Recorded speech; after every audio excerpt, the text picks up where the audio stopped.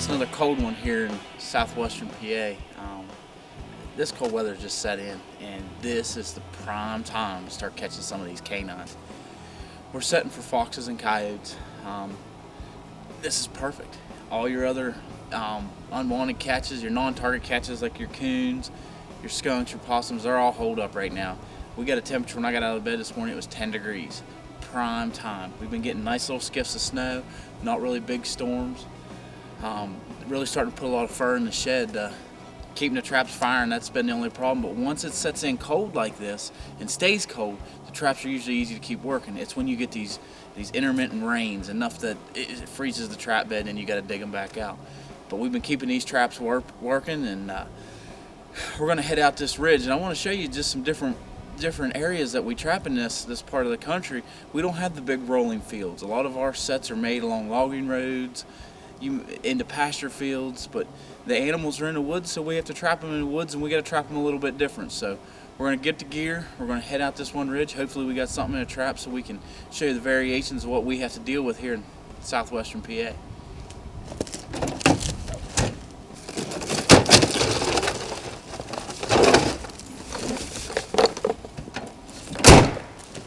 We got the basket, let's go.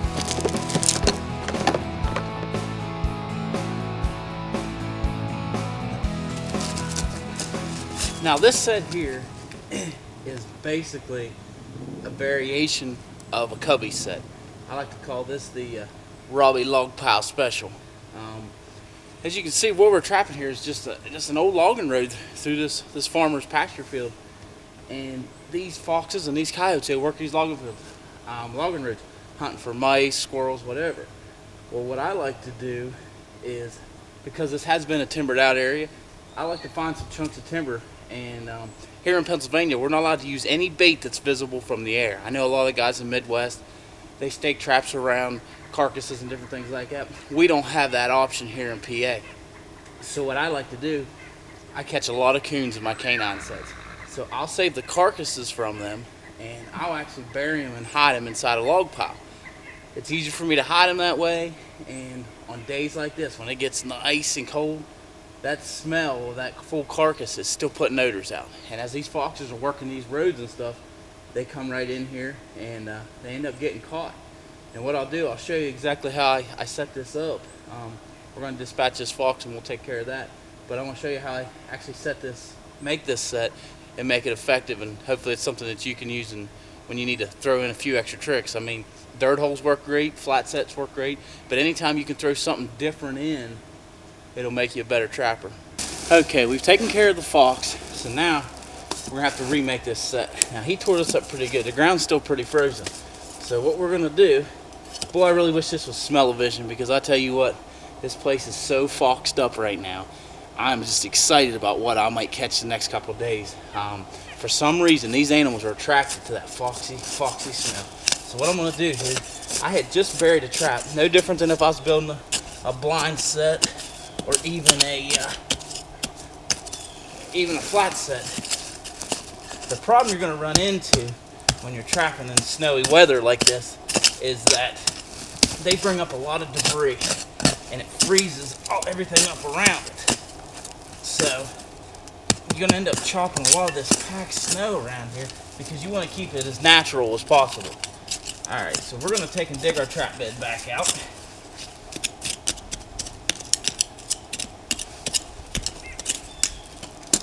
Which was easy enough. We're going to reach here, get our hammer, just pound the bed down a little bit. A lot of guys call this a pound down method. I know some of the greats, they'll pound down their trap bed and not even dig it out. But I like to do it this way. I've had success this way. So. Alright, once again, I know everybody at home saying, "My, his traps look brand new." Some of my traps are brand new. I have never had any problem with blowing them right up and setting them in the ground the next day. Not that there's anything wrong with letting get a coat of rust, but I haven't found that it to be that big of a problem for me. Another thing you want to make sure is on these dogs and triggers that you get all the ice off of it. because it may pose a problem when they fire.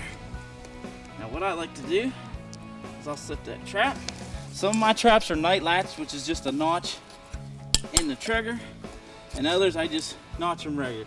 Depends on what kind of time I have and what I feel like doing at that point. All right, we got the trap set. We're ready to bed it. Taking touch that up a little bit. You can hear there's a lot of rocks in here. It's just a part of the country that we're in. Now what I like to do, take a small handful of peat moss, kind of act like an insulation barrier.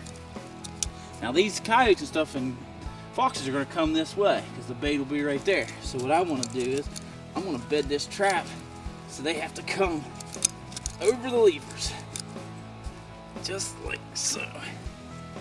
Now that there's bedded pretty solid. You want to watch digging the jaws in the side of the mud, because what ends up happening is they may set right now, but when it's freezing and thawing, that ground will freeze up and that trap won't fire. So we're just going to sprinkle some peat moss on this,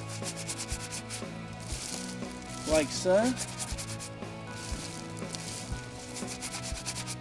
Alright, we got that. I'm going to take I use rubber gloves, take the gloved hand.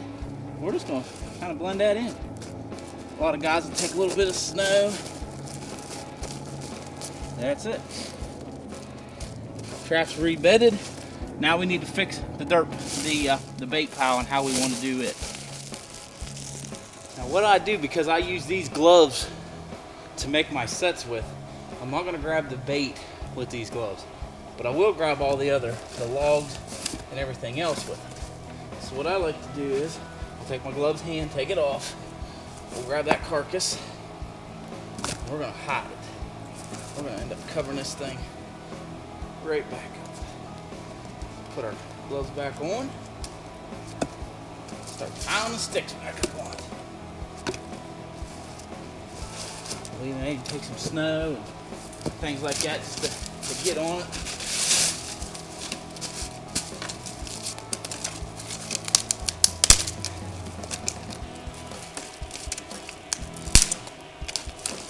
Alrighty, so here it is. We've obeyed all the laws.